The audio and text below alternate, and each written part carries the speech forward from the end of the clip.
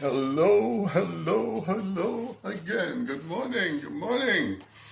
Long time no see on this media or this mode. Yes, but you know by now that I like to do my exercise because exercise is a great habit. And sometimes I don't feel like it. I don't feel like doing it sometimes. But the harder the resistance comes, the harder they fall every time. So here I am today, getting my 30 minutes or so in. And you know, I also like to combine my exercise routine with my commentaries. And so today won't be any different because I perhaps should talk a little bit about myself, because have you ever wondered sometimes how you got to the place you are right now? Have you ever wondered, seriously, how did you get here? And I say that to myself sometimes, and I tend to answer with a little thought that may explain, in fact and in truth, how did I get here? And I find that there are three adjectives that I could use. One is curious, creativity, and Christ following. Curious, creative, and Christ following. I think that has been the hallmark of my life as I come to this place of wonders, exaltation, and perhaps would not be unfair to say magnificence, and for which I'm so very thankful. So very thankful. But let us look at perhaps these three adjectives individually. Curious first. Curious. I've always been curious since as far back as I can remember. Because as far back as I can remember, I was in a room. It was near the bed we slept on as kids. And I remember a book called, I think it was a pretty good sized book, because that had pictures and everything in it. And there are images of angels in this, coming down from the sky. There was an image I remember also of a stairway leading from somewhere on earth right into the heavens. That was one of the pictures. And it so happened that some of those pictures left images embedded in my mind that led to other developments, other events, such as when my mom took me to school. Well, not to school particularly on this point, but to church. And I can remember,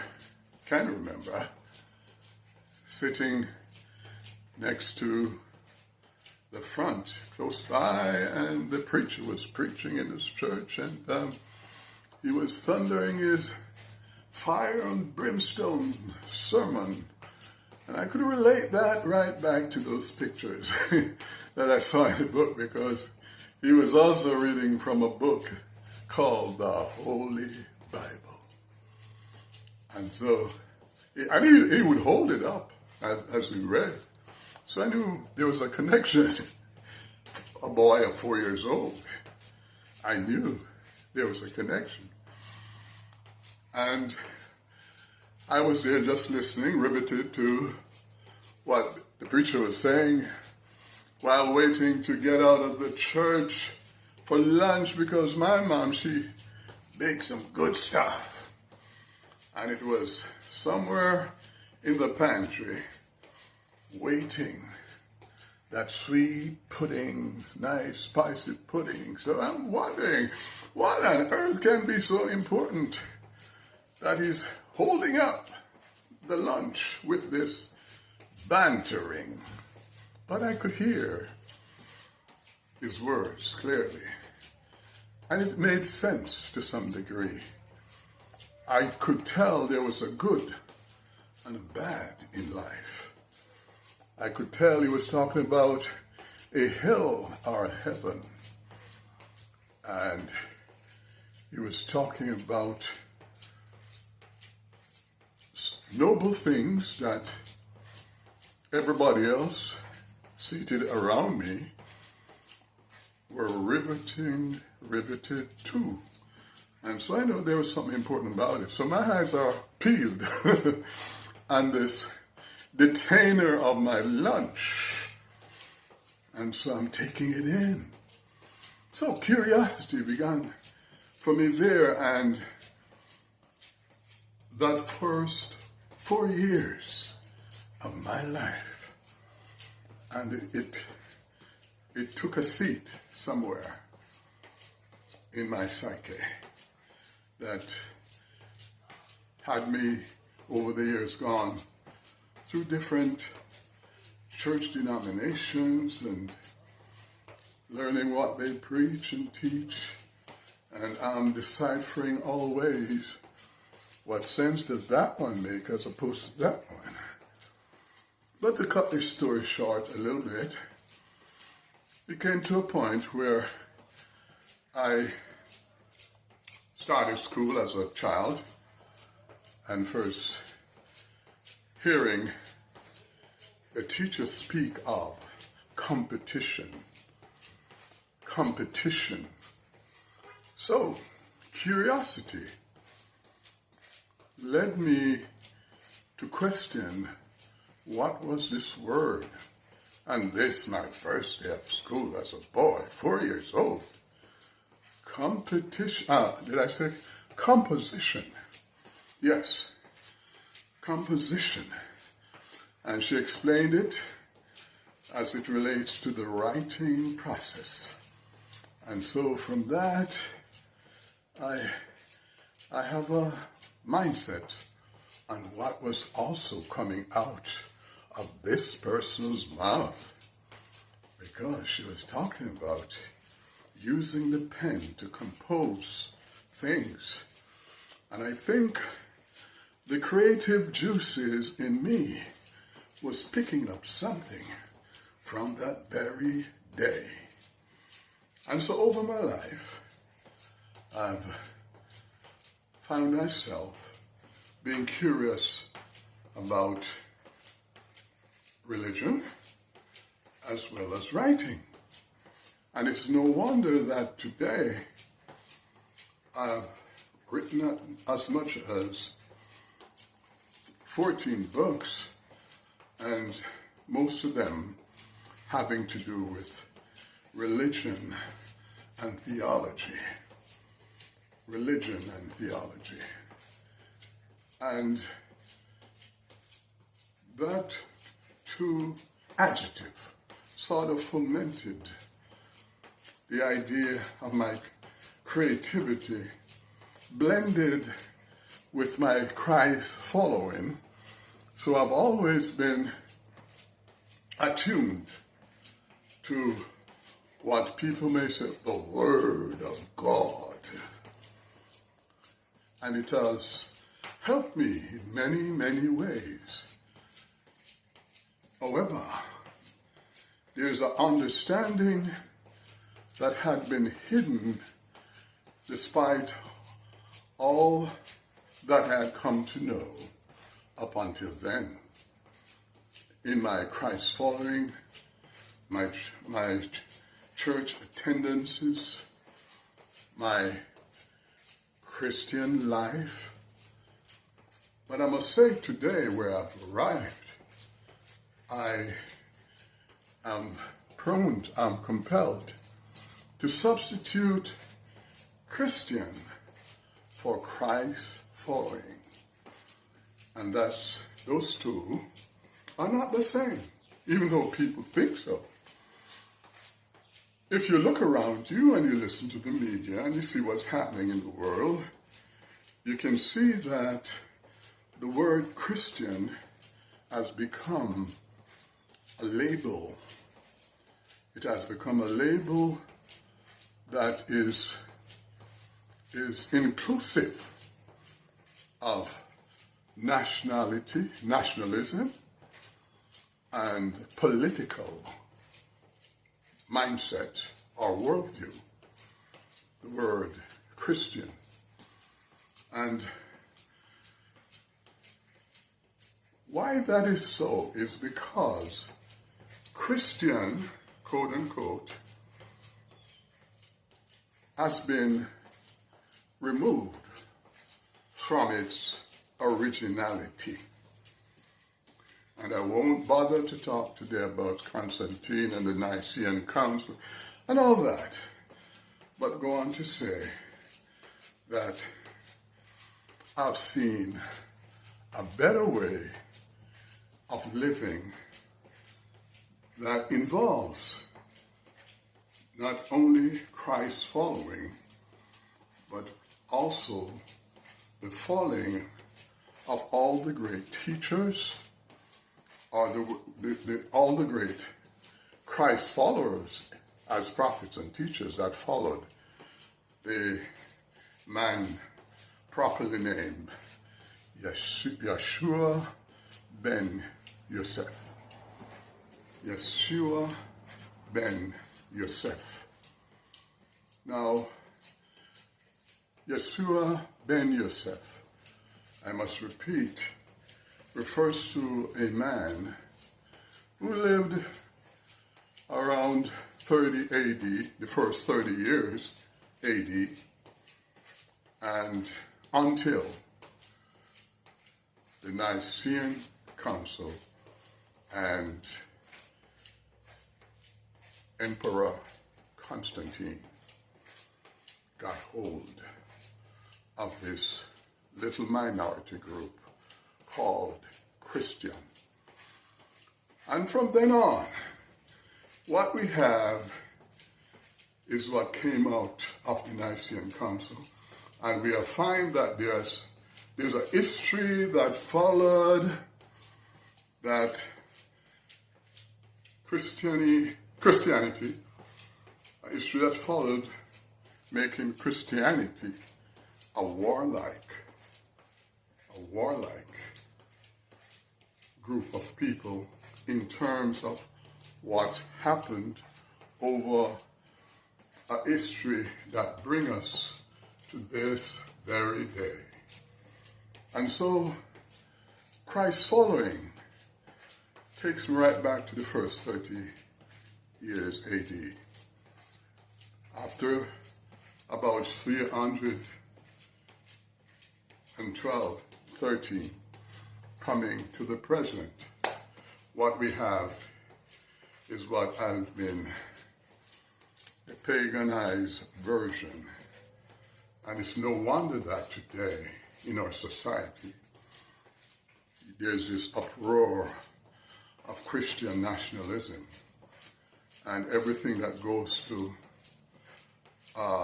belief system that is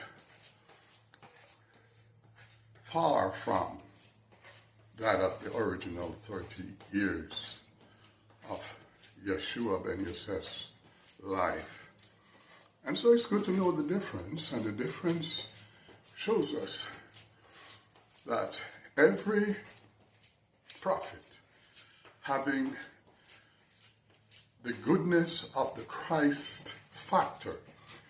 There's a Christ factor in every great leader, regardless of their religious names and regardless of how they go about it, in terms of difference, not just that they have wrong belief systems within themselves, but they have different names and pursue it, Christ following, or the Christ factor, from a different angle.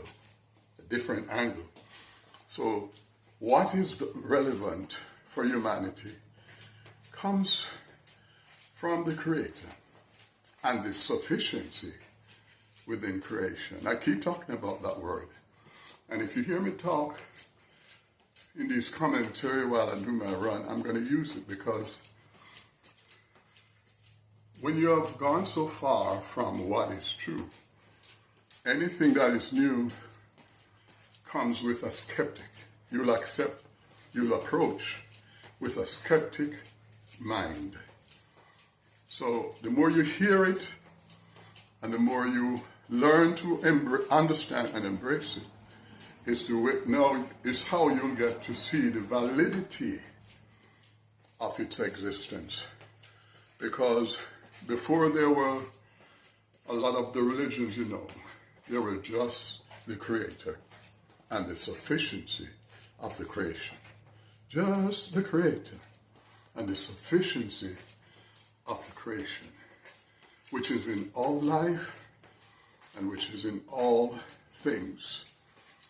And so we must understand that we have gotten a history that of Christianity, that it comes with ulterior motives, the ulterior motives of those powerful enough to take charge. But here's the good news. It really, a lot of the things that you wonder now is, how do you deal with the whole idea of hell? How do you deal with the whole idea of salvation? How do you deal with the many teaching that has held you riveted to the Christendom's message over the years? What you need to know, that all of those requirements that are placed upon you were never necessary. You don't need a savior. Salvation is in the sufficiency that is in you. There's no heaven, a place in the sky. There's no heaven, a place in the sky. Heaven is a condition of holiness and goodwill and love and brotherhood. At any point on this earth that you are practicing the proper balance, you're going to feel heaven coming closer and closer to you. Hell, it's a fabrication. A fabrication to keep the slaves or the captured under control. And every time colonists come to a territory and do their rampage, rape, pillaging, and even cannibalism, in many cases, they were doing it on slavery as well, under the banner of Christian God.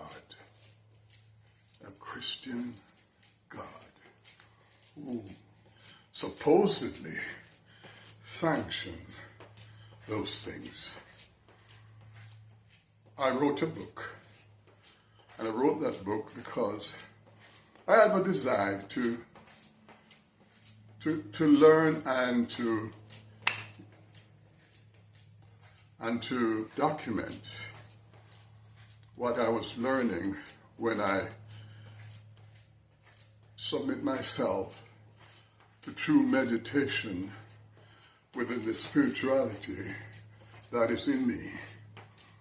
And as I do that, the more and more I'm receiving the knowledge that I need. And it has been said, when the student is ready, the teacher will come. When the student is ready, the teacher will come. It will be the same with you. When you're ready, you'll be taught. When you're ready to give up false beliefs and open yourself to the Creator and the sufficiency of creation in you, when you're ready as a student to learn, the teacher will come. Who is the teacher then? The teacher is in you and outside of you. Those who have gone before along this path, this new path, understanding the Creator and the sufficiency of creation, you'll run into them. The Spirit will lead you to them, or the Spirit will lead them to you. That is the sufficiency. That is the Spirit outside of you, or the teacher outside of you. But there's also a teacher that is in you. It means that there's always a teacher that will guide you in the right path as you allow yourself to be aware and to open your mind and remove the barriers. When the student is ready, the teacher will come. And so, when I was ready, based upon circumstances in my own life, then I am led to the path, having put in a position where I can get away, extricate myself from false belief systems with ulterior motives. Once that has happened, then the teacher, and I'm searching and meditating, then the teacher will rise up from inside. Teacher will rise up from inside. And the teacher inside will also lead you to someone else who may not have some of the answers that you seek. Or somehow, the teacher outside of you will be led to you with the answers. I had an incident just before I close that demonstrates this fact. I had to pick up a client in recent days. And he was a young man, maybe about 42. And he was telling me about the changes that are happening in his life. And he just felt that he was on the right path. And he's telling me all the things that are working out in a positive way. And I said, which church do you go to? He said, no, I don't go to church. I just, let the Spirit reign in full force in me. And I said, you're on the right path. Because you're open with awareness and you're surrendering yourself to learn. And that's why you're learning these things. And I remind him of the quote, when the student is ready, the teacher will come. When the student is ready, the teacher will come. And as I explained to you before, there are two ways that works. the teacher in you coming through, your dual identity of spirit, which is connected to eternity, and it begins to flow in you. But you have a mind with blockages from the past, from your childhood. And so not everything is going to flow well. And it is the teacher outside of you that comes in and making the difference and increase the flow of knowledge and the flow of understanding.